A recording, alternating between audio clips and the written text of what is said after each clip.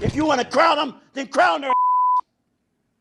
But they are who we thought they were, and we let them off the hook.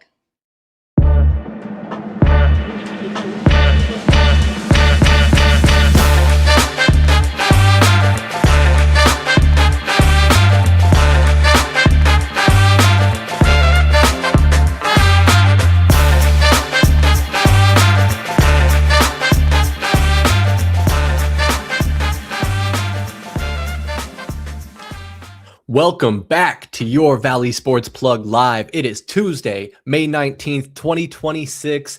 The Arizona Cardinals released their schedule via an AI slop video.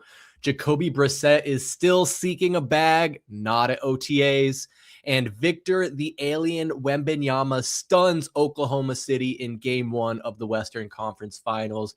I'm your host, Chris Patrick. Happy to be back. We have so much to get into, and we are grateful to have you here. If you're watching us live on YouTube, make sure you give us a like and subscribe to our channel. Hit the notification bell so you can get a notification directly to your phone when we're going live and posting new content. We go live every Tuesday night around 7 p.m. right here on our YouTube channel. You can catch all the videos on the playback and audio only next day on Spotify, Apple Podcasts, and anywhere that you find podcasts. You will find Valley Sports Plug. All of those links are going to be down in the description below. Joining me tonight to talk about all of these wonderful topics and so much more, my co-host, Mr. Michael Benjamin. What's going on, brother? Christopher, how we doing? You know what? I'm proud of myself. The entire YouTube thumbnail was made of AI images. So, like the Arizona Cardinals, just everybody has to be impressed. Yikes. I can't wait to talk about it.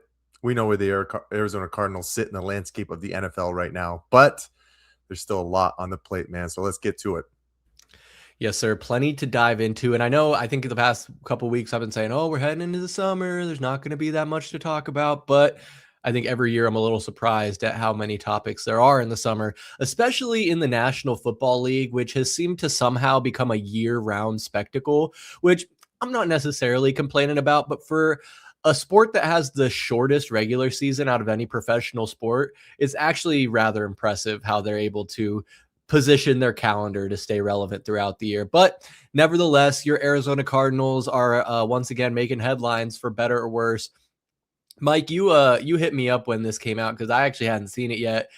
You, me, and Valley Sports Plug contributor Nico have a little group chat going, and you basically, I don't remember exactly what you said, but you were not too thrilled with the schedule release video of the Arizona Cardinals.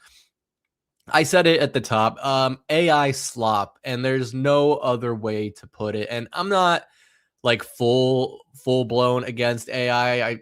I think there are some purposes, but there's a lot of real hokey stuff and a real waste of it, honestly. And this is a prime example because you're like $1 billion corporation and you have a budget for these type of things. You have a whole social media team and a marketing department. And this is the best you can come up with. I mean, absolutely disgusting in my opinion. What were your thoughts, Mike? Well, first off, I think it's just kind of tone deaf because we know as the years have gone on, the schedule release day is basically like the Christmas day for social teams in the NFL. It has become so grandiose. Everybody tries to get as creative as they possibly can, right? We know what the track record is of the Los Angeles Chargers. There was a lot of praise for other teams like the Seattle, the NFL champions. Unfortunately, I don't even want to say their name, the Seattle Seahawks. But of course, everything is opinion based, but the Athletic came out with a ranking of all of the videos that came out. And where do you think the Arizona Cardinals found themselves? Dead last. Absolutely Yep. Dead last. Just how the entire offseason has gone, right? Once again, the last team to find a head coach who they at first weren't even planning to be trying to find a head coach until the fan base outcry basically forced their hand for that, and then they go into, the NFL draft with no quarterback and no true plan. is it going to be Jeremiah Love? It does end up being him, but it just has been a hodgepodge of an offseason, Chris, to say the least. But the saddest part about this thing is, you do feel for the individuals who do spend their time and their effort into putting together this type of a video to go out to the masses with the schedule release, which we can talk about the schedule release too. Yeah, holy smokes. It's going to be a tough one for the Arizona Cardinals, but for how disappointing the last 3 to 4 months have been, for them to come out once again and fall flat on their face and be a national laughingstock. You're seeing it all over ESPN, Pat McAfee, every major outlet. And like you can see on the screen here, The Athletic putting them dead last because they literally are saying there wasn't a creative bone in the Arizona Cardinals body. And it just encapsulates everything about what has happened for the Arizona Cardinals and where their future looks like right now with no true outlook, with Monty Austinford at the helm as GM. There's a lot of conversations and questions we're going to have as time moves along, as we get closer to the season. But this was, I don't know, Chris, let me ask you, do you feel like this kind of release, as it's become such a prevalent thing within social media, the time that we live in, do you feel like this was kind of a slap in the face to Arizona Cardinals fans? Because honestly, dude, I kind of feel that way. Yeah, no, I would honestly agree with that. I certainly felt that way. Like if you're going to be lazy in the fan experience, this kind of encompasses that. I mean, you got to consider, to play devil's advocate a little bit, that professional sports, any entertainment industry, especially one like this that's going to reach such a broad audience, is going to have varying demographics and age wise. So while this may not appeal to someone of our age, don't want to call out any specific generation, but older generations tend to find and fall for AI things more frequently than the younger generations do. So I haven't spoken really to anyone outside of our immediate VSP family, so I don't know if this was maybe received better by other people throughout Arizona, but it's hard to imagine, because on top of it being AI and lazy and kind of boring, I think for me the biggest thing was it was pretty incoherent. I honestly, watching that video, couldn't piece together what the schedule actually was supposed to be. It wasn't until the very end when they tacked on the graphic where it's like, this is it. And the article you have pulled up there from The Athletic also kind of pointed it out. Like, it was kind of hard to keep up with the chat going on in the right, and then while also trying to watch what all the mascots are doing on the screen. And there are some parts where it's kind of like hee hee ha ha, cheap laughs, but so it's not like it was just a complete like mind-numbing what the hell am I watching kind of situation. But to an extent, it is rather insulting, because I again, they have a budget for this. They have a marketing team, they have social media team. They could have been a lot more creative, and pitching AI to make your video, it's like someone threw that out in their brainstorm session as their first idea and they ran with it. And it's like, what other, like, maybe you guys just have to fire everybody in your social media and marketing department and get some more creative minds in there, because this was absolutely ridiculous. It's funny in contrast in a way to what the Bills did last year when they had an AI video. Of course, that was an Allen Iverson video where he was reading off their schedule. I thought that was pretty clever. But instead, no, Cardinals fully lean into it. And this is what we get, man. I don't know. That's the biggest thing, man. It's about being clever. It's about being unique. Shoot, I know some people were kind of like, wow, how are teams like the New York Jets, who are just doing pallets of paint swatched together to create the color for the team that they're going to play, outdo something that is an actual video like of AI put together? Well, it's because it actually kind of had a shred of just uniqueness with it. The Cardinals video just seemed uninspired. Like you said, it seemed lazy. It was incoherent at points. It was not funny whatsoever. And I'm not saying you need to be funny, but you need to be entertaining. That's the whole point, because this is all about your first look, even though you knew the opponents that your team was going to play in the next year, you get the juices flowing early. You know how a lot of outlets love to do those schedule predictions the same day or the next day after those schedules drop. And now we're just having conversations about how the hell this team once again falls flat in literally anything they do, Chris, anything they do. And it's funny, you talk about, the Bills doing AI, or other teams obviously have done AI and will continue to do AI as it goes.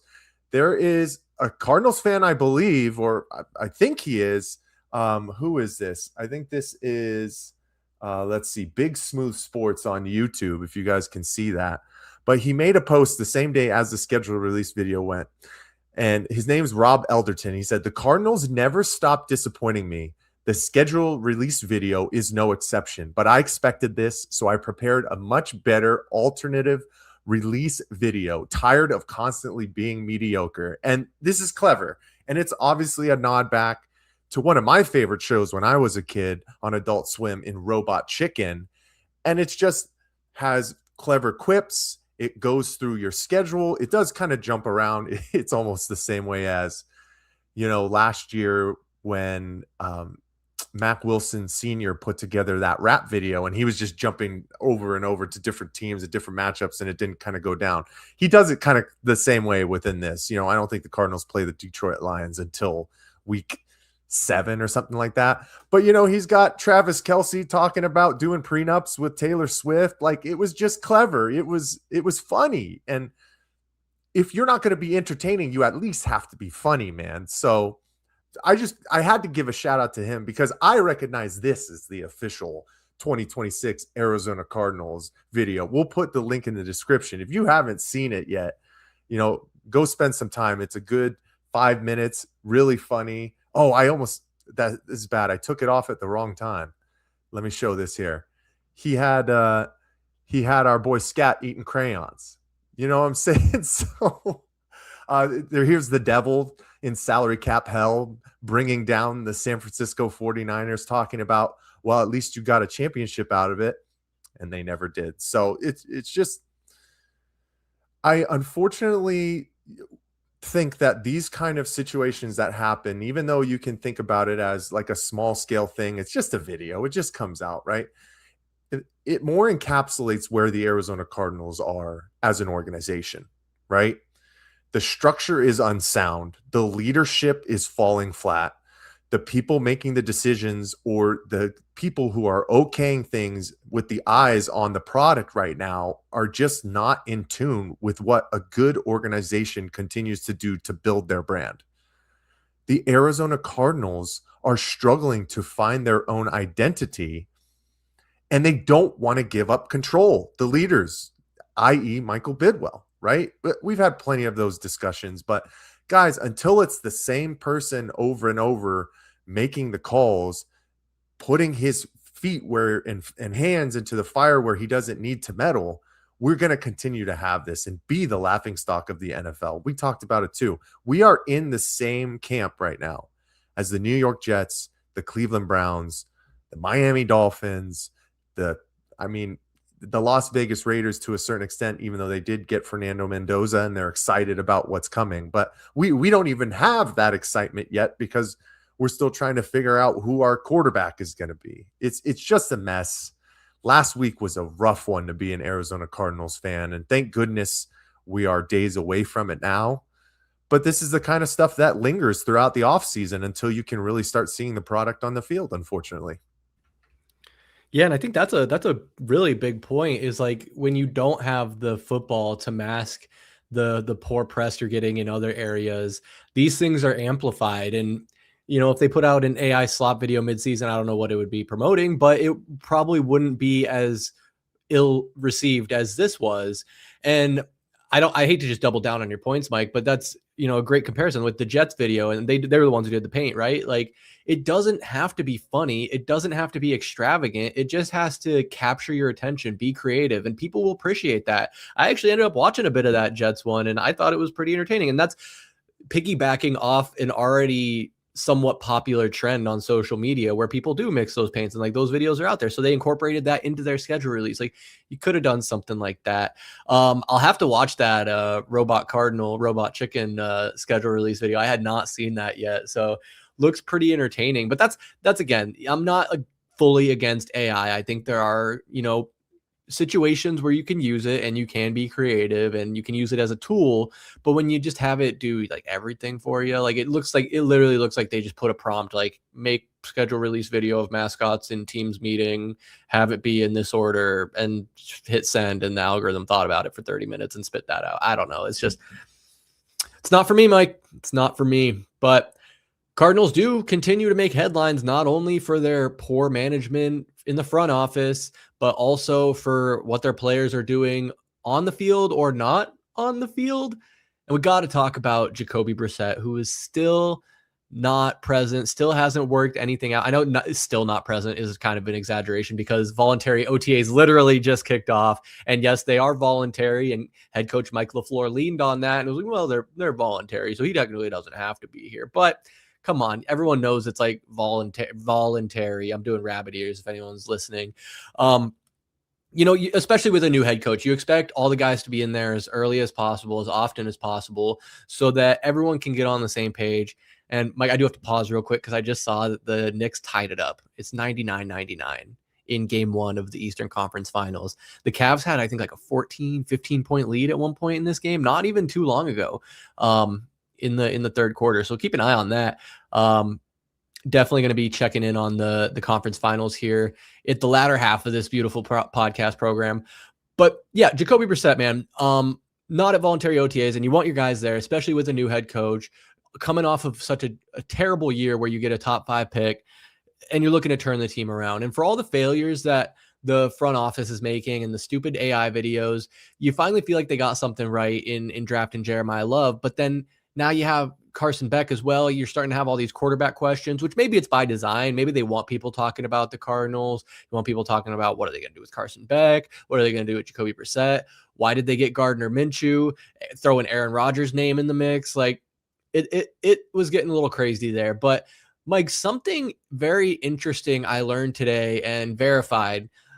I did not know this. We were sitting on here about a week ago, I think you, me, and Tallman, and we were saying like, oh, this is probably Jacoby Brissett and his agent. His agent's telling him, hey, you got to hold out for more money. You got to make sure you capitalize on the situation. And, trust me here, I'll negotiate you a good contract. Mike, did you know that Jacoby Brissett doesn't have an agent?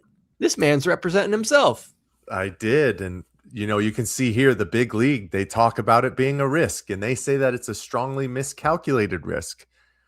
I don't know if that is the case, Chris, because, we have to talk about the discussions and the news. Well, not news, but, everything that flooded out within the market on the first day of free agency, where the Arizona Cardinals let leak, if you want to put quotations about it, that they were going to go with Jacoby Brissett as the starting quarterback for this year without making really any risky moves of their own to see if they could find the true diamond in the rough. Because man, if they think Jacoby Brissett is that guy, I'm sorry. He just is not. I mean, he's 2-15 in his last 17 starts. The guy does not win when he is the starting quarterback, Chris. It's easy to see. We do talk about the filler stats, obviously threw for over 3,300 yards last year, 23 touchdowns, 8 interceptions. But I also was hearing something about, a good chunk of those stats, I think like over 2,200 yards, 14 touchdowns, and 6 of those interceptions came when the Cardinals were down by 17 or more points. So like we had talked about, it was all filler stats in garbage time. You can't really judge what's going to be successful off of those kind of stats. We talked about it last year when he did have those opportunities to take the ball and take this team to wins. He couldn't do it. The Atlanta Falcons game, the Jacksonville Jaguars game, the Indianapolis Colts game, so on and so forth. This is once again the national media not truly watching and seeing what happened for the Arizona Cardinals, just looking at the stats and seeing the numbers that said, well, they were hurt so bad last year. You can just run it back with him and all things are going to go okay. Chris, we have the worst Vegas is pinpointing us to be the worst team this year. And it's because the Arizona Cardinals are going with Jacoby Brissett. So, man, that's like, if you were to go to work every day and just piss off, take 45-minute breaks all the time, do half of your reports, and then you're losing contracts left and right, and then you go to your boss and say, hey, you know what? I think I deserve a half of a raise. I need to be paid 0.5 times more of what I'm getting. That's crazy. But the issue with this, where they say it's a strongly miscalculated risk, I don't think it's a miscalculated risk on the behalf of Jacoby Brissett, is because the Arizona Cardinals lost leverage when they said that he was going to be the starting quarterback. If you know that, and you know that there isn't many options after you, yes, you have Gardner Minshew brought in, but we know Jacoby is leaps and bounds better than him as a backup quarterback. You have an unknown in Carson Beck. You're going to want to get paid as a starting quarterback if you know that's going to be what it is. And that's what the Arizona Cardinals put on the platter before, and didn't go and state that there was going to be a competition when they were going through free agency. That was where this all fell flat. So maybe it is a risk because, the Cardinals might see it and they might like what Carson Beck is doing throughout training camp, but they're not going to let Jacoby hold out until voluntary camp is over. Like, when the guys need to be there with a first-time head coach, even though he is a veteran in this league, you need to have everybody there on pace if you want to try and win games this year. So he's going to get a extension. Well, not an extension. He's going to get a raise. I don't think they're going to add more years onto his contract. That's why, man, when everything started, they just should have been upfront and honest and be like, you know what, Jacoby, we're probably going to draft a quarterback. We're going to have a competition. We'll see where it goes from there. Maybe we'll lay some more incentives into your contract, but we're not anointing you before the end of the first day of fake free agency. It's a disaster, and it continues to be a disaster. I know a lot of people want to say, well, once it gets figured out, it'll kind of blow off the radar and that kind of stuff. But that's where I feel like people are wrong. These lingering mistakes are continuous. And if you have that going throughout the entire offseason, what kind of momentum are you going to have going into the season? Either than momentum to have another absolutely horrid losing season. Yeah, I mean, it's shaping up that way. And these are not the things that you want distracting a football team, especially this early in the offseason. I'm kind of all over the place with my thoughts on this. I know we've sat on here, and I think, VSP Tallman's brought up the point, like, you sign the contract, you play to the contract.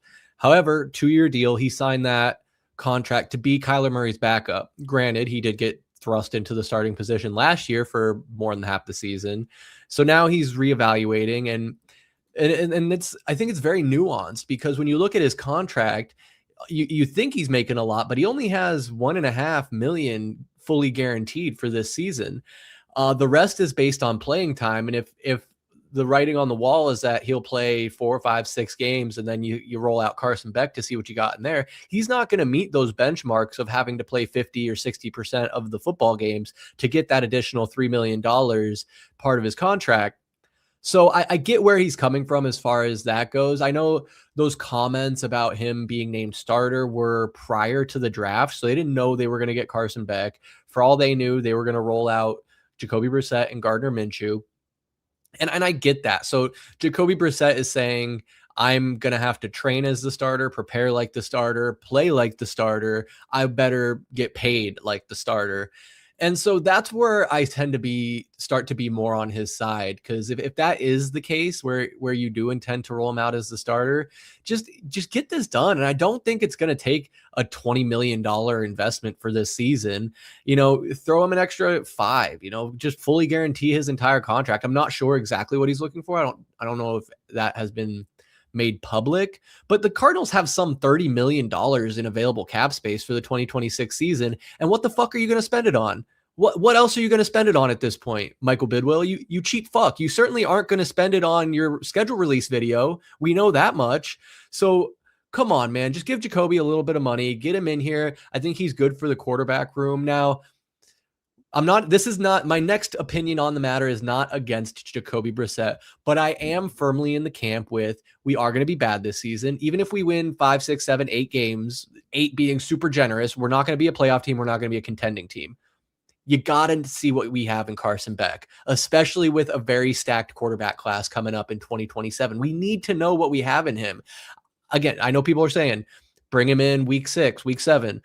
No, roll him out there from week 1. This kid was in college for 6 years. I mean, he's not even a kid. This man was in college for 6 years. He has experience in pro style offenses, playing at a very high level on championship contending and winning teams. Like, you gotta see what you have in him. And I'd rather, give him 17 games to do it than to just give him, 10 or whatever. I mean, that's still a pretty nice, solid sample size, but hell, maybe you capture lightning in a bottle. Maybe you find out that Carson Beck is that dude and he starts to get those reps and build that rapport with Marvin Harrison Jr. and Trey McBride and Jeremiah Love. These young guys, even Michael Wilson, like, I don't know, man. I wrote this question down to ask you because we know Jacoby Brissett is not the future of the Cardinals. He's a stopgap guy. He's going to fill in for maybe this season, and I don't see him being here much beyond that because he's getting up there. Mike, my question is, does Jacoby Brissett need the Cardinals more than the Cardinals need Jacoby Brissett? In order for him to get paid like a starter, Jacoby Brissett needs the Arizona Cardinals because nobody else in the NFL is throwing that offer out there. I mean, you can just talk about what teams did in free agency. I mean, the Jets are fine with letting, oh my goodness, Geno Smith have a second go around with the Jets. The Las Vegas Raiders are possibly going to start Kirk Cousins, who has a long time track record, but we know he isn't a starter really in the NFL anymore. That's going to win you and get you to playoff wins is basically what it is. Because that's supposed to be what the goal is, right? What is the track record of Jacoby Brissett? He cannot win when he starts. That just is what it is. He's a spot starter guy. He still is a good quarterback. Like you said, undoubtedly, I would still say he would be the best backup quarterback in the league. But that's his ceiling. You just can't go out there and say, I'm going to find the true renaissance from somebody who has had plenty of opportunities to be a starter. This is his 6th team in his 10-year NFL career. He has plenty of starts under his belt, and consistently he does not win. So for him that's why he is leveraging this play right now and holding out, because he knows this is his last chance to really get the big bag. Chris, you said his contract. Yeah, it was 2-year, $12.5 million contract. This year, his base salary is $4.88 million. But like you said, only 1.5 of that is fully guaranteed. So, he has some per game active bonuses up to about $500,000 plus playing time incentives that can yield an additional $1 million to $2 million depending on the percentage of snaps he plays. So he's basically seeing that. And now that Carson Beck is in the fold, and if you're a smart person, Jacoby Brissett is not smart. They spent 3rd round capital on Carson Beck. He is going to play this year to see if he can possibly be the franchise quarterback of the future for this team, so they don't have to invest high capital in a quarterback next year. So he needs us, man. If he wants to get that $15 million for the season payday, he needs us because he ain't getting it from anywhere else. Yeah, and that's the honest truth. And I think another angle of this in him trying to get more money is maybe he does know that. He knows that Carson Beck's going to come in at some point in the season and play. So he wants to have that contract be fully guaranteed, maybe a little more cheddar. So when another team in the league gets an injury, they call the Arizona Cardinals and say, hey, what do we get Jacoby Brissett for? And they ship him off for a 5th or 6th round pick or whatever. And then when he goes to play for whoever the Commanders or the Dolphins or whoever, he has that money fully guaranteed and he's not playing on that $1.5 million contract. Cause this could be it. I mean, like you said, I agree with you. This is his really probably last chance to be a starter for this season with the Arizona Cardinals. Cause I don't see him, going on much longer. He's 33 years old, will be 34 at the end of the season. So obviously we've seen old quarterbacks. You got your Aaron Rodgers, your Tom Brady's, your Brett Favre's, but those are all-time greats. And Jacoby Brissett is a solid, good, solid quarterback, but he is not an all-time great. I do appreciate what he did last year. Although he didn't win us any games, he at least made some of those games halfway entertaining, whereas Kyler Murray would just have us pulling our hair out and smashing our face against the wall. So I don't know how this all ends up, Mike. I have a feeling they're going to work it out eventually, but once again, man, we just have a front office that just gives word salads, doesn't give us any information, just bullshit all the time. And I'm getting sick of it. I mean, to a certain extent, I don't know what you expect them to say, but basically like Mike LaFleur was like, yeah, we've talked. And that was about it. It wasn't like, oh, I expect him to show up eventually. Oh, we're working on it. Oh, I think we're getting close. Just, oh yeah, we talked. Come on, man. And I want to make sure we get it on the record here, because I think from some of your other comments, it sounds like you're probably in this camp, because you wouldn't mind Carson Beck starting all 17 games for this team. To a certain extent, I wouldn't either.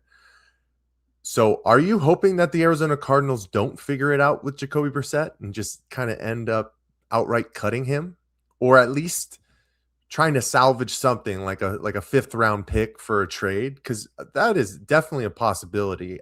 The NFL teams are always looking for solid backup quarterbacks because they're kind of a dime a dozen, man. And we know that injuries run rampant in the league. So the chances are you're going to have this fill-in guy for anywhere from 2 to 5 games each season. That's the sweet spot that I want Jacoby Brissett in. So that's why I'm okay with it. You can't give him $20 million, even though it works with the cap. That's fine, whatever. But the goal should be for him to not play more than 5 games this year. I want Carson Beck for minimum 12 games. Like the media syndicates throughout the valley, a lot of people are saying week 12 against the Commanders is going to be the sweet spot for Carson Beck to come in.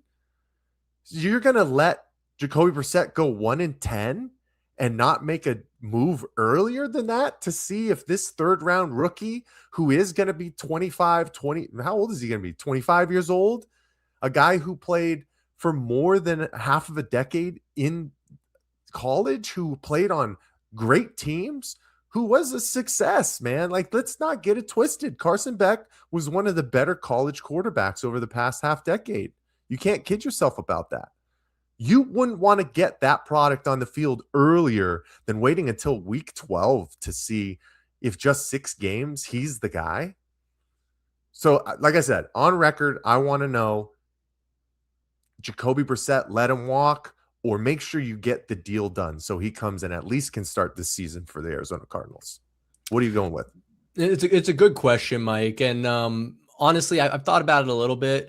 I'm largely indifferent, to be honest with you. Should he stay or should he go? I really don't care. Because I've made it very clear. I would be perfectly fine. And I'd honestly prefer if Carson Beck starts all 17 games. I really don't know a whole lot about Jacoby Brissett and his locker room presence, but I think the Cardinals would be just fine without him. So to answer your question, make a definitive statement, I'd almost rather they just get rid of him. But if they can keep him for a reasonable amount, I mean, I guess, like I said, 30 million cap space, even if you do throw 20 million at him for this season, it won't affect next year. I don't think. Not 100% sure how NFL salary caps work, but I don't know, man.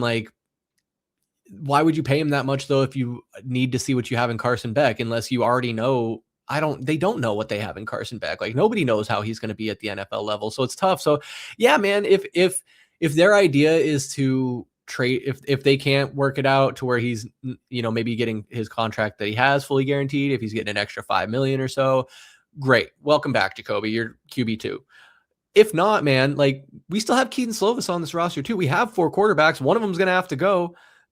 I'm sure they're making phone calls, Mike. I am sure that they're, testing the waters, saying, hey man, Jacoby doesn't want to play for, I don't know if they're saying that Jacoby doesn't want to play for us, but they're like, oh, we're close to whatever. I don't know. Who knows how these GMs talk, but I'm sure they're trying to get an idea of what they could get in return for Jacoby Brissett. And everyone at this point in the year is going to start low. And as you get closer to the season and teams start figuring out what they have, then you can start to have that. But at the same time, the leverage works on the other end where teams are going to say, well, Jacoby Brissett doesn't want to play there. He's unhappy. He hasn't even showed up at all. If we're talking about mandatories and that's the thing, when it starts to be mandatories and he's getting fined, like Jacoby Brissett's not going to sacrifice his slim paycheck to not get paid. So it's really a game of chicken that Jacoby Brissett will ultimately lose.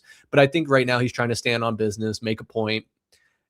And I don't know if he's making it, Mike, to be quite honest with you. I really don't, because we're having these conversations and I'm saying on the record, like, I don't care if Jacoby Brissett comes back. And honestly, if the Cardinals could get a fifth round pick for him, see you later, bud. Like, I don't need you to come in here and win us 5 or 6 games and have us be at the bottom of the division and have nothing to show for it. It does nothing for this team in the long run when you're trying to build this young team up with a young head coach and start building for the future. Jacoby Brissett's not the future, man. So I'm standing on business here. I think he can go. I like it. That's where we're at as a fan base right now. I feel like we'd rather go with the unknown than the known of Jacoby Brissett. 1-11, guys. 1-11. That's all you need to know. And like we said, I already went through the list of the games that he had the football down the stretch to go make winning plays, and he couldn't. Man, I'm telling you, sometimes your quarterback has to be the Houdini, and he just is not that kind of guy.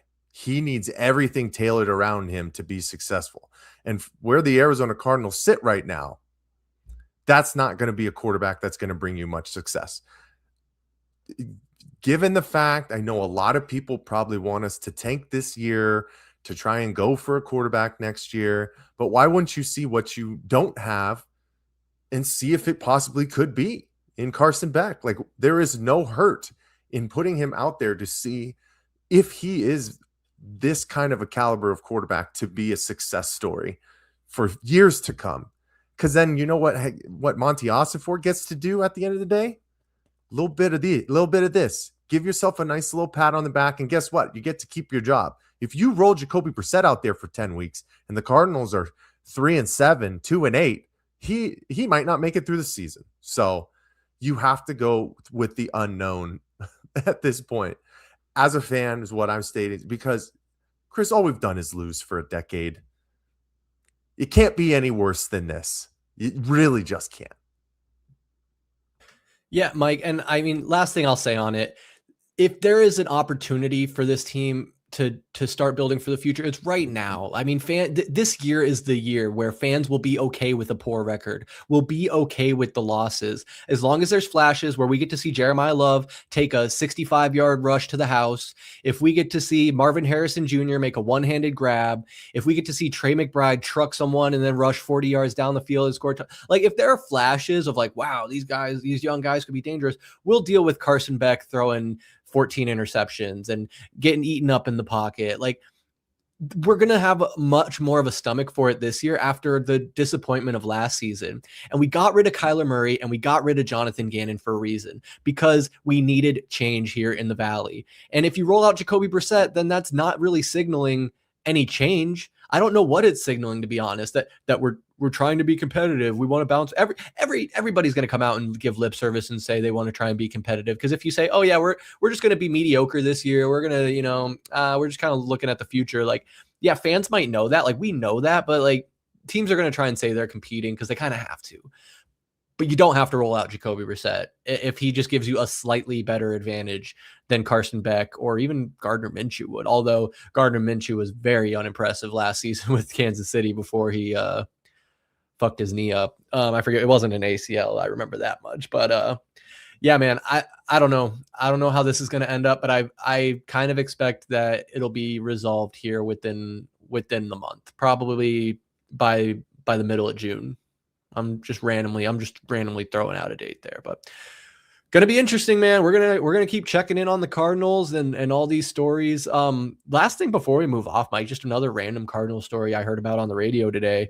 They were talking about Mack Wilson Sr. At his charity basketball event. and I think it was Darren Urban. I forget which outlet he's with, Arizona Republic maybe.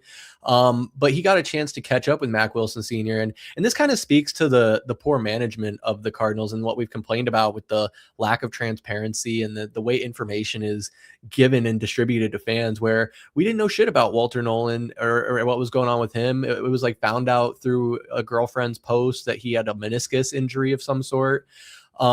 And with Mack Wilson Sr., this charity basketball vet, he told Darren Urban that it was just like rib contusions, I think is what he was out with on the injury report.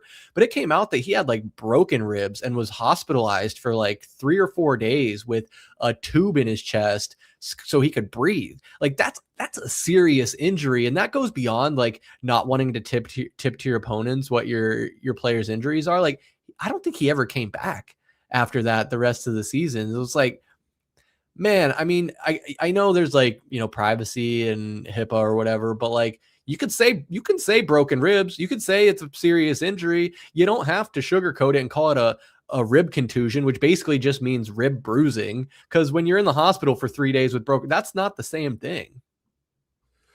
And it's so different, Chris. Like his injury could have been life-threatening. I mean, he had a collapsed lung. Like you said, he had a tube keeping him breathing for a couple of days. It goes all back to the conversations that we had stemming even to the AI video. The way that the Arizona Cardinals run their organization is basically like they think that they're the smartest people in the room, that they're going to play chess while other people are playing checkers. Guess what? They're the only ones that are playing checkers in the NFL. Like, it's ridiculous, man. The same thing with the Walter Nolan thing.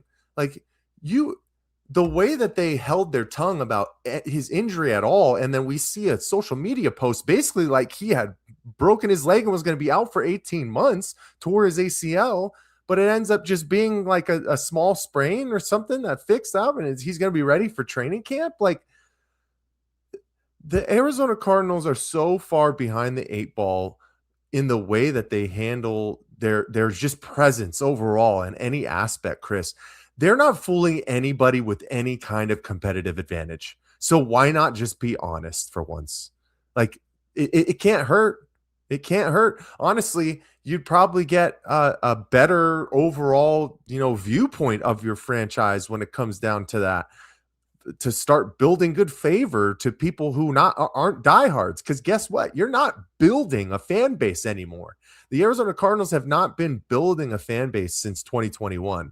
Ever since they had the promise, fell out of favor with Cliff Kingsbury, had everything that was happening in Mexico City, and there's just like weird domestic disputes, and your GM is, like just a weird wacko who has an alcohol problem and it just fades off to the side, and then nobody wants to be your coach.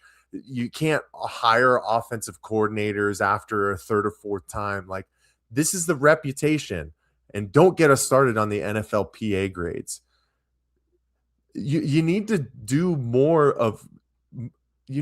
more to garner better favor for your fan base, other than just drafting Jeremiah Love. Like, there needs to be a string of wins from the Arizona Cardinals to get people bought back in and buying season tickets. Chris, I told you, I'm getting emails and phone calls from their ticket office now. I got a phone call from one season ticket holder rep the day after the AI video dropped. And I felt so bad for that person, because there's no chance in hell anybody signed up for season tickets the day after that shit went viral. Like, it's because that's the kind of situation where sometimes people read it the wrong way and say, rib contusion. Why isn't Mack Wilson back in 2 weeks?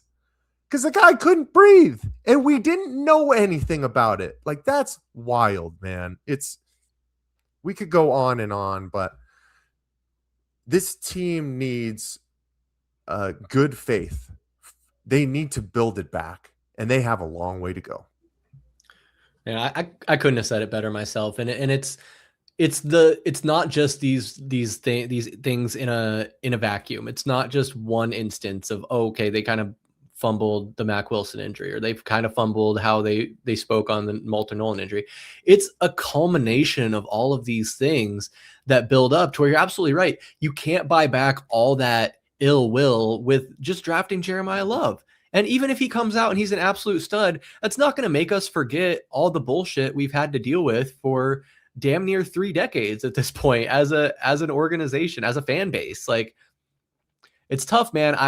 It's hard to be optimistic about this organization going in a different direction. And we are just stuck along for the ride and living on a hope and a prayer, man. I like the pieces. I like pieces. I like pieces on the Cardinals. I am optimistic about Mike LaFleur.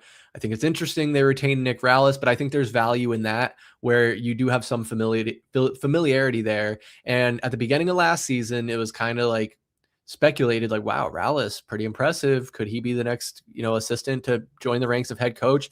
And I had the thought driving home today, I wonder if Rallis was almost a little hindered by Gannon in a way where Gannon was a defensive coordinator himself, where maybe Rallis had ideas or things he wanted to do with the defense and kind of got overrode by Jonathan Gannon. I don't know, purely speculation, but Mike LaFleur saw something in Nick Rallis where he was willing to give him another chance as the DC. And I'm okay with it, honestly, because, again, he's familiar with those guys. You have a familiar voice and a familiar face in the locker room.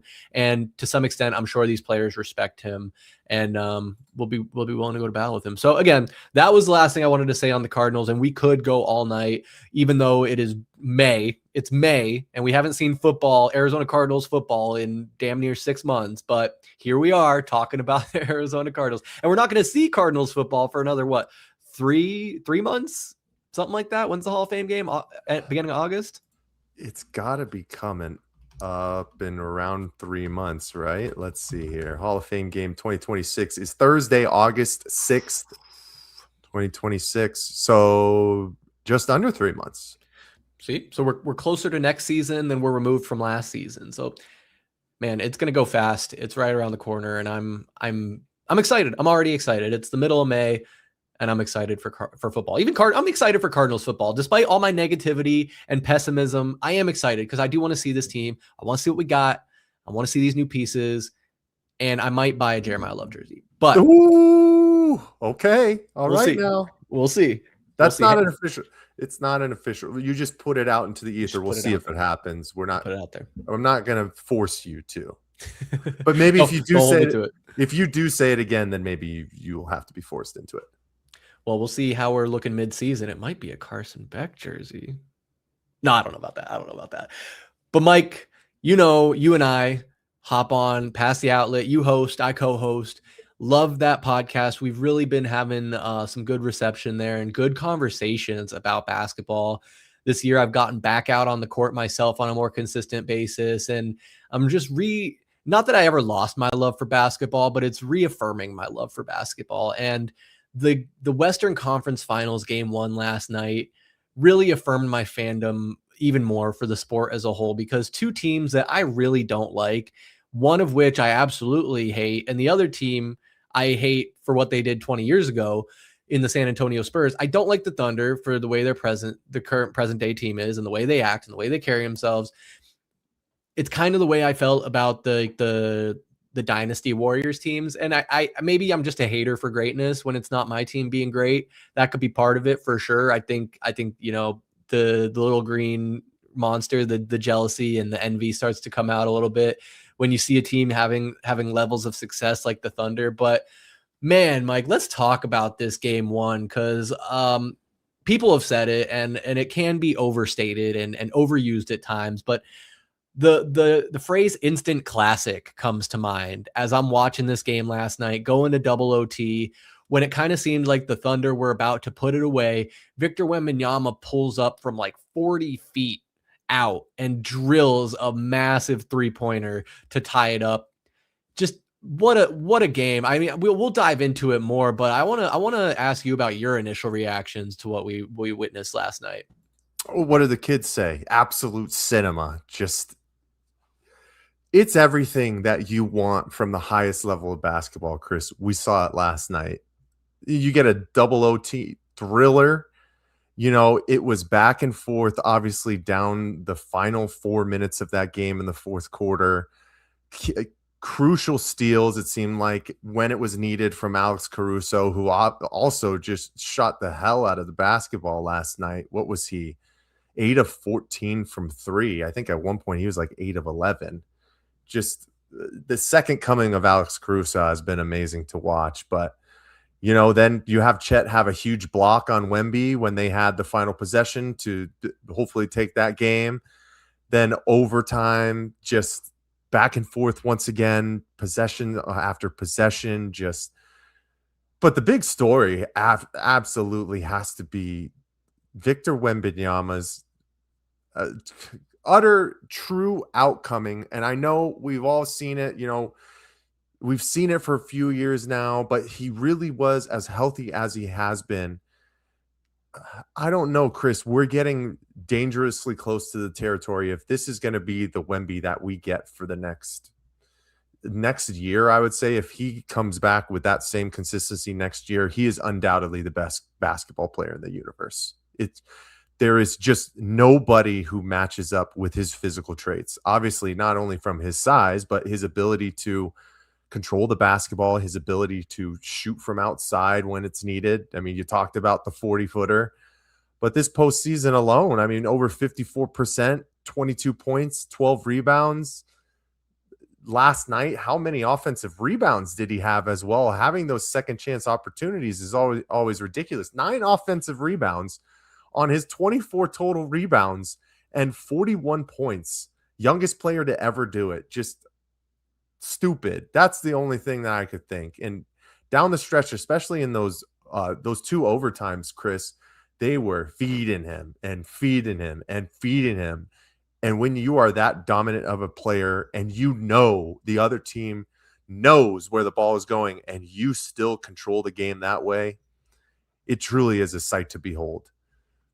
I know we'll get into the Phoenix Suns aspect of it in just a second, but what did you see in game 1, man? Like you said, instant classic. I think that's the easiest way to put it.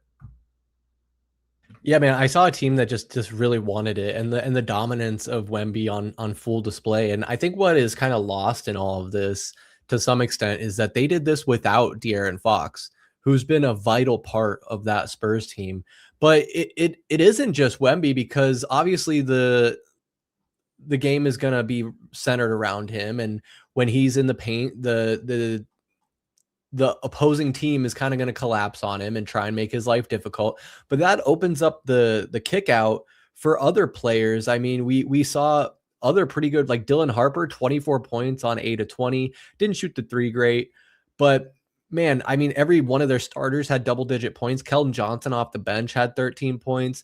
There's a lot of different angles here. And I just think within this game itself, it showed that the Spurs had a game plan and stuck to it. And even Wemby, I think if I'm not mistaken, if I was watching the clip correctly, he was asked about this coming matchup, and he said he felt pretty good about it because they had beat the Thunder, I think, 3 times in the regular season. They won the regular season series against them, so they know how they match up against him. Him and Chet Holmgren notably have a pretty swift rivalry, and they kind of got the Thunder, I think, flustered a little bit by really not backing down and not playing into their antics and the foul baiting and all that. And props to the refs. I feel like there wasn't a time in this game where I was like, that was a bad call.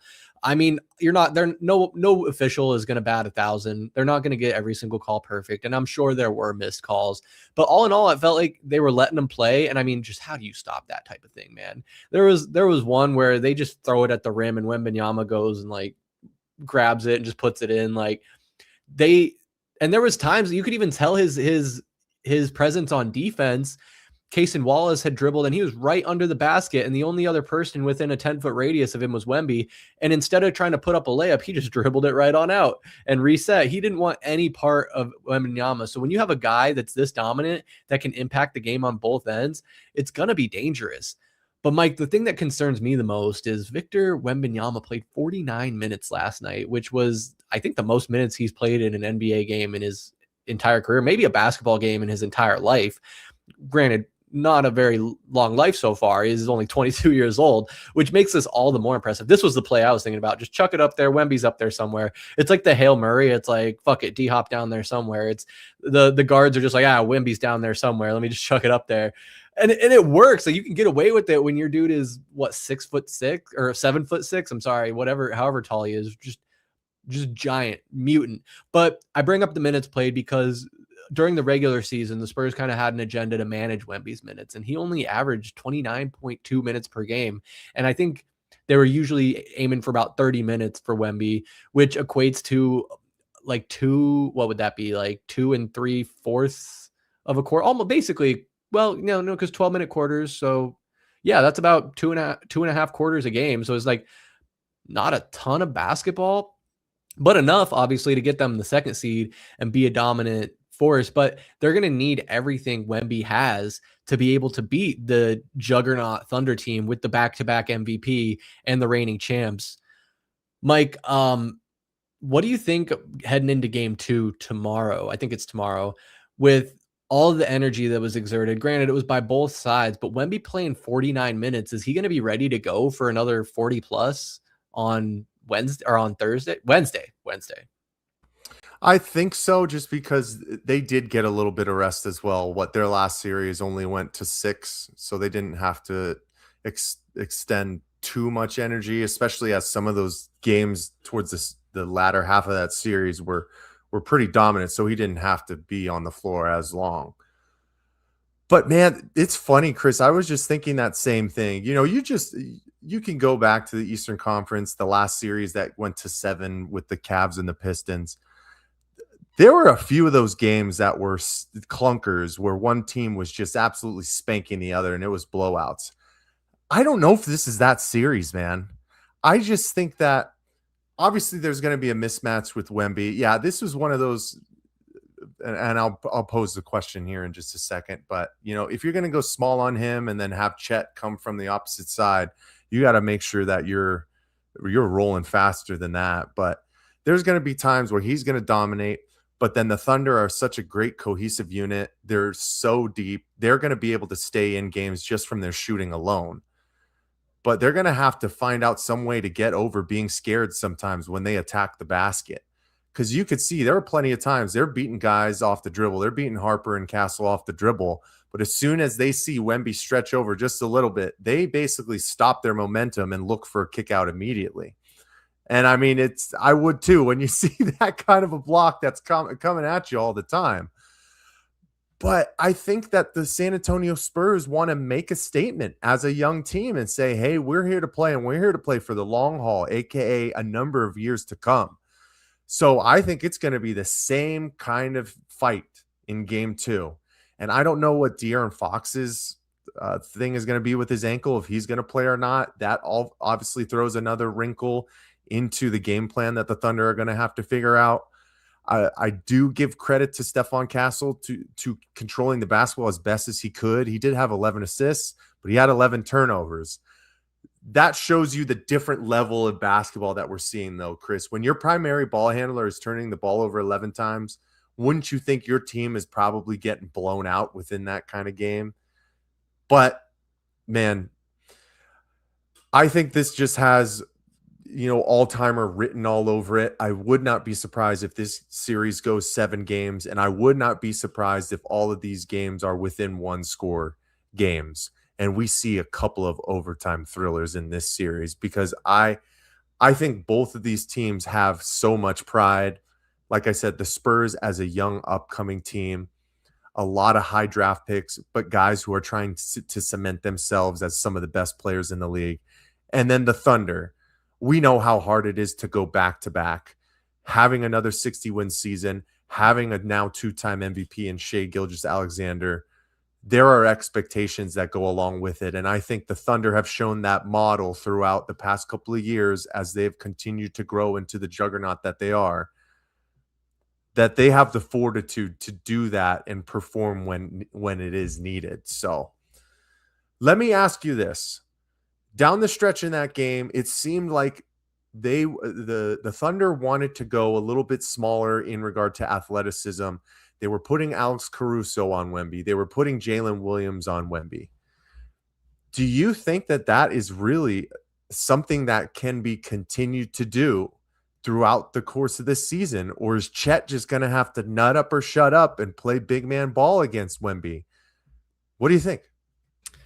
Yeah, it's funny. Like during that time period on the broadcast I was watching on Peacock, I remember they made some comment, and I didn't see it, but they made some comment about Wemby looking at the Thunder bench, wondering where the bigs are at and why they're putting these smaller guys on him. And if they continue to do that, I don't think it's sustainable. I think that Wemby's just going to absolutely feast. And I get, you want to try different things and you want to see different looks, but to answer your question, I think that the Oklahoma City bigs are going to have to step up. If Chet Holmgren wants to be that dude and he wants to have that pedigree, he's going to have to go against the best. And he can't just be this little flip-flopper that beats up on lesser center. I mean, I say big, he's a string bean, but he's a tall guy. Like Chet's over 7 foot, right? I'm pretty sure. Hartenstein's a 7-footer as well. So these bigs are going to have to play big. And, it's probably makes them uncomfortable that while they tower over everybody else, that now they're being towered over and they're made to look like normal sized human beings. Like, I think it was a picture of like Dylan Harper, one of those guys standing next to Wemby, and Dylan Harper, he's 6'5", 6'6", something like that.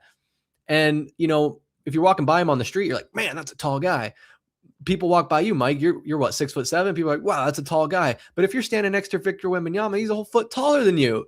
So it's crazy. Like, I can't imagine the psychological toll of going up against a player like Victor Wembanyama would be like. And I think that's where, again, I'll say it again, like answering your question, Chet's going to have to nut up, and he's going to have to show up and get over it and put his best foot forward. And they, I think it was, what was the previous series the Spurs were in? Was that against the Timberwolves? And the Timberwolves were like, oh, we keep playing our game and we just pretend like Wemby's not there.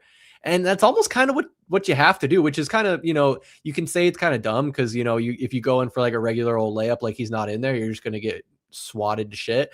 But I think there's something to say for that, of like having no fear, still attacking the basket. And you do have to game plan to an extent, but you can't alter your game so much to the point where it becomes a detriment. I know these guys are playing at the highest level. The adjustments they make, their ability to do it on the fly and from game to game is paralleled to none. But if Oklahoma City is going to even have an opportunity to contain Wemby, they're going to have to do something. And I see Chet just, kind of shrinking in the moment, but the story's not over. It's one game, Mike. It's one game. Thunder are definitely going to win some games in this series. Oh yeah, like I said, I think this still has 7 games all written over it. But they're really going to have to get creative on the defensive end. I don't know. I might even try and go a couple of games where you force the ball out of the hands of Wembanyama and make everybody else beat you. I mean, yeah, all of their starters scored in double figures, but nobody shot well from outside. Champagny was 3 of 11, Vassell 3 of 9, Castle 1 of 6, Harper 1 of 7. Like, that would be my game plan going into it in this next game. If you're gonna go small with those entry passes, you got a quick double and force the ball out of his hands to the shooters on the wings and see if they can beat you that way. Have they proven that they can? I don't know. They're young guys. I don't think they're consistent enough shooters to do that yet, but it's almost going to be like, I don't understand. I just, down the stretch, when they would let Wemby just set his post position on Caruso and he was so deep in the paint, I think the point was, well, yeah, try and get crafty and creative so when an entry pass comes in, you have Caruso getting a strip and get going under him, or same with Jalen Williams. But it can't be a slow double from Chet over on the offhand side. You basically just have to commit every time and say, we're not going to let Wemby beat us. Let's see if that swing pass over to the corner where Chet was guarding and see if that guy can make it consistently. Because the Spurs showed that they couldn't within game one.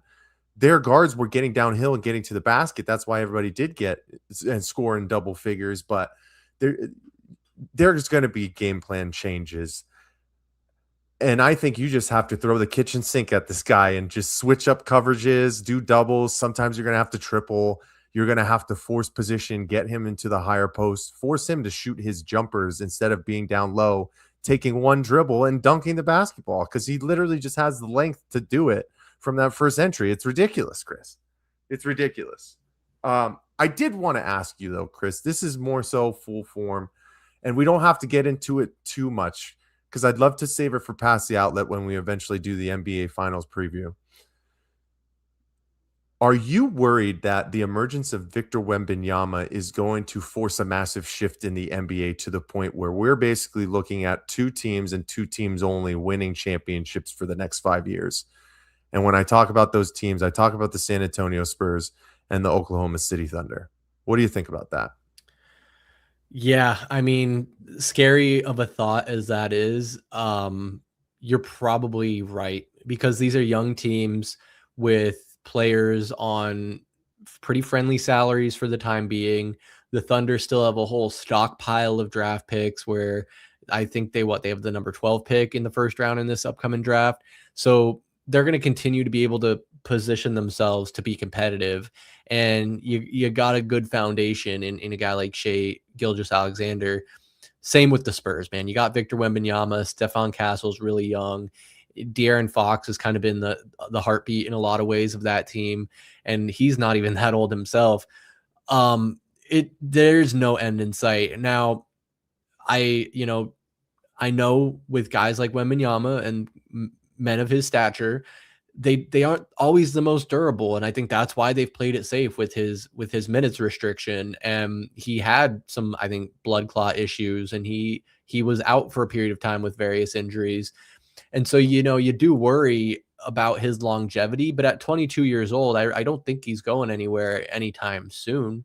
Will he play into his mid to late 30s? Probably not, but I'd say he's probably got at least another 8 to 10 years left in him minimum, barring some catastrophic injury or health complication. I mean, again, you never know what happens with these big guys. They're built different in more ways than one.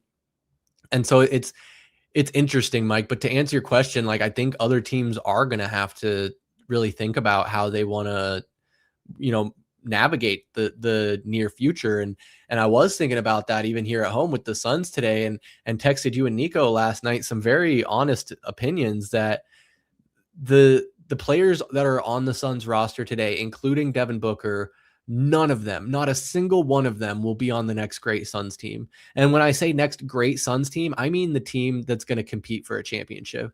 Because if there's one thing that this is a clear example of, Mike, is that there's levels to this. There are levels to this. You have your bottom feeder teams. You have your Utah Jazz, your Memphis Grizzlies. You have the teams that just absolutely suck. Then you have your Phoenix Suns team, your who else barely made the playoffs in the West? Your New Orleans Pelicans, no, they were kind of bad. The Trailblazers. There you go. You have your teams that can make the playoffs. They can go about 500 or a little bit more. But then you got your Spurs and your Thunder team. And even when the Nuggets put it all together with a guy like, with the 1-2 punch of Jokic and Murray, like, the Nuggets are probably the next closest team. And I don't even think they're that close, man. And even Anthony Edwards was asked, with LeBron nearing retirement, how Anthony Edwards would feel being the face of the league. And he's like, I think that's Victor Wembanyama, man. And it's like, right now, I'd say to some extent, SGA is the face of the league in a lot of ways. I think Wemby is probably right there next to him. LeBron is still a major ambassador for the league and the game of basketball as a whole, but there's a whole generation, before him and now after him that don't really respect him like that. And they're gravitating towards even guys like Steph Curry, who's going to be out of the league soon as well. But now you're looking at Victor and Anthony Edwards and SGA and these young guys coming up. It's the changing of the guard. And within that, you're going to have these dominant teams. And it could be very interesting when you have the 1 and 2 seed. It's 1 and 2 seed. This is how it's drawn up. It's chalk. These teams made it to the conference finals, and it's the matchup I think everybody wanted to see, because again, kind of like me, maybe I hate greatness, maybe I hate the Thunder, maybe it's somewhere in the middle, but I found myself rooting for the Spurs, which made me a little sick, Mike. It made me a little sick to be rooting for the Spurs, but it's because I don't want to see the same team. I hate dynasties when it's not my team. And I've never been a fan of a dynasty team. I've never had that luxury to know what it's like to be a Patriots fan and be disappointed when your team loses the Super Bowl, even though you've been in the game for the last 5 years. Like, I don't know what it's like. And, we've had the luxury of having a different champion, I think, every year for the last 4 or 5 seasons in the NBA, which has made it pretty interesting. And it kind of made it feel like there's parity in the league again. And now it seems like there's a paradigm shift again where you're right, man. The talent is so stacked in the West and these two teams in particular that we could be looking at, is it going to be the Spurs or the Thunder every season for the next 5 years or so? Be careful what you wish for, though, Chris, because you don't want a dynasty from the Thunder. This all is predicated, obviously, on Victor Wembanyama, and if he can stay healthy, which I just have major concerns still. But if he can, the way that the San Antonio Spurs have built that team with some great young players, obviously high draft picks because they did struggle for a number of years in Stephon Castle and Dylan Harper, along with a grizzled veteran at this point in De'Aaron Fox and the sixth man of the year, Keldon Johnson. Players are going to want to go and play there moving forward. If they get one, watch out, man. Watch out, because the other thing too is like awards season, as it's like I said, as long as Wemby's healthy, good luck. You're looking at 3 out of the next 4 MVPs going to Wembanyama. Easy. Whereas I always thought the way that Luka was going on the route, I thought there was no shot he wouldn't get an MVP.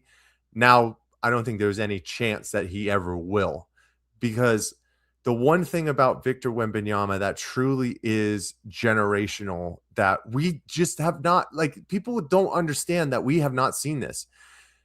He utterly changes the way that teams have to play on both sides of the floor. You don't see that. Yeah, Nikola Jokic, with his craftiness as a ball handler, the way that he can board and dish it as well as score by himself, never made that kind of impact on the defensive end. Victor Wembanyama fundamentally changes how teams run their offenses against them because he is that much of a shot distributor. Once he gets in space, man, against any of these guys, it changes everything. So for somebody to fundamentally change both sides of the basketball, you're going to be hard pressed to say that anybody else can be MVP in this league for years to come. Like I said, though, when it comes down to it, Chris, I just don't think there's any chance he's going to be able to stay healthy. The way that he plays sometimes is a little frantic, obviously, and he's going to get bullied, hammered, handled. You saw on one of those putback dunks, Chet is literally full grasping his wrist. Those kind of things add up. They can end up to, a joint contusion, or I don't know. Did you see Chet full on stomp on his foot last night on the free throw line? Like, people are going to be going for those kind of things to secondarily injure him, and that stuff takes its toll. So it's always the what if kind of game, but let's live in fairy tale land that Victor Wembanyama is never going to get hurt. The San Antonio Spurs aren't going to not win the NBA championship for the next 4 years minimum, because nobody is on that level. And like Nico said, the scariest thing is that he's only going to get better. And that's the honest truth. Like I said, 22 years old, like, this kid does have a bright future ahead of him. Even if he can stay even, remotely healthy, if he can play a majority of the time or a good portion of the time and meet those thresholds, I agree with you, Mike. He's going to be in the MVP conversation for years to come. But again, like you said, and better than anyone, the big trees fall hard. And I do see Wemby on the ground a lot, which is scary because, if he goes up, granted, he doesn't have to jump very high, but he can get undercut, and man, that could get scary real fast. But hoping for the best. You don't want to see a player get injured. You don't want to see career-ending injuries or any gruesome injuries happen. It's always bad. And even though I don't like the Spurs, I don't like the Thunder more, but I don't even want SGA to get hurt. I don't want anyone to get hurt, because at the end of the day, as a basketball fan, you do want to see the best players out there competing, and it makes it more legitimate, because if one of these guys goes out and the other team just runs away with it, you're always going to have that what if. And that's the biggest thing. Like you say, you want to see the best compete, man. As I've gotten older, obviously I will still have my allegiances, but I just want to see good basketball. And I want to see basketball that I've never seen before. And that is exactly what Victor Wembanyama brings to the NBA game nowadays. So it is disheartening. Obviously, as a Phoenix Suns fan, if you are a Suns fan, you know the trials and tribulations that our franchise has had against the San Antonio Spurs, going back to my younger days in the mid-2000s, throughout the early 2010s. That was the team we could never get over the hump of. And unfortunately, we're right back in it. We're going to struggle to get over that Victor Wembanyama-sized hump. Holy moly, we're going to have to be doing a bunch of hurdles for that. But, man, last thing I'll say, Chris, did you see it? Did you see it? The New York Knicks, they completed the comeback. They were down by 22 points, one in overtime, 115 to 104, behind 38 points from Jalen Brunson. Like I said, I don't think the Cleveland Cavaliers are going to be able to win this series. They're going to be able to scratch out a game or two. But the New York Knicks are just on that. They're on that kind of fairy tale run right now, I think. Jalen Brunson has taken this team to the brink in the Eastern Conference Finals multiple times now. He has cemented himself as a superstar in this league, and it showed tonight.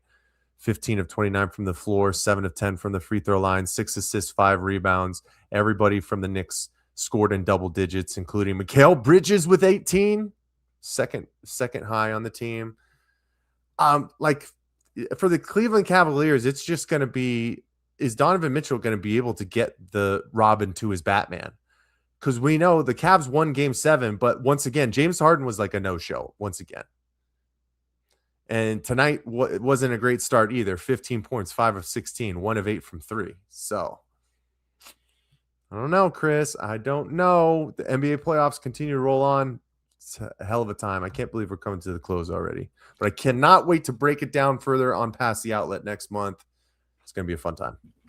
Oh, yeah. We will have plenty to get into. And I'm excited to kind of theorize on what the near future and distant future looks like for the Phoenix Suns, because I've got some opinions, but I know we went a little longer than I think I expected we would, so we'll save some of those thoughts. But yeah, Mike, I'm going to stop trying to predict what's going to happen in the Eastern Conference this playoffs, because I've just been wrong, I think 3 or 4 times in a row now. You asked me on Sunday how I thought the Cavs Pistons Game 7 would turn out, and I was like, I think the Pistons got it. I don't know about the Cavs.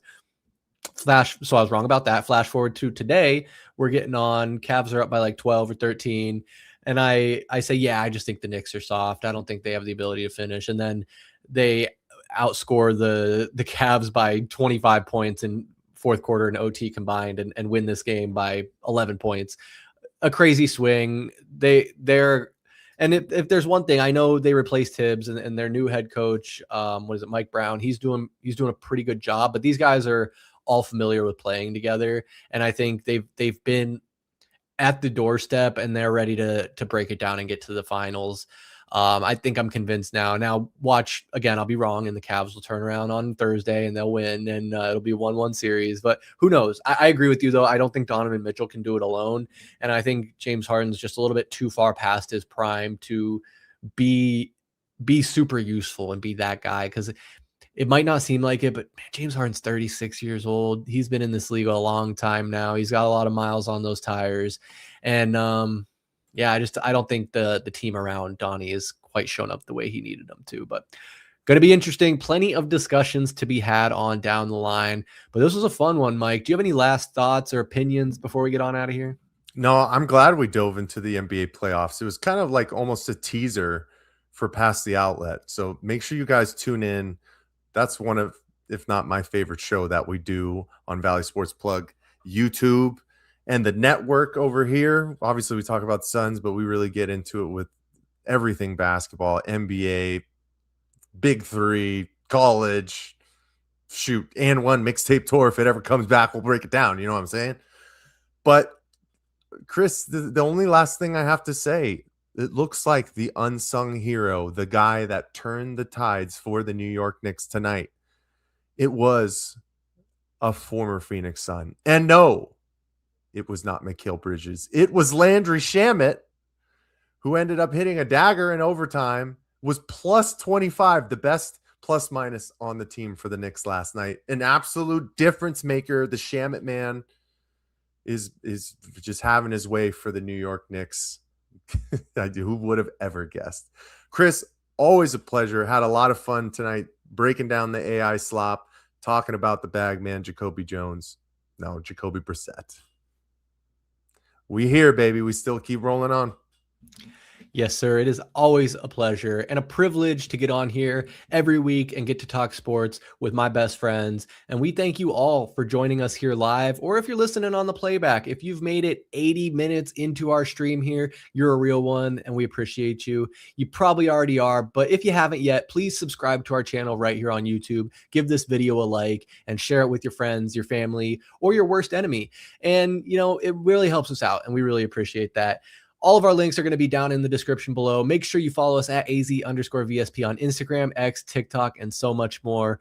For Michael Benjamin, I'm Chris Patrick. We'll see you next time. Peace.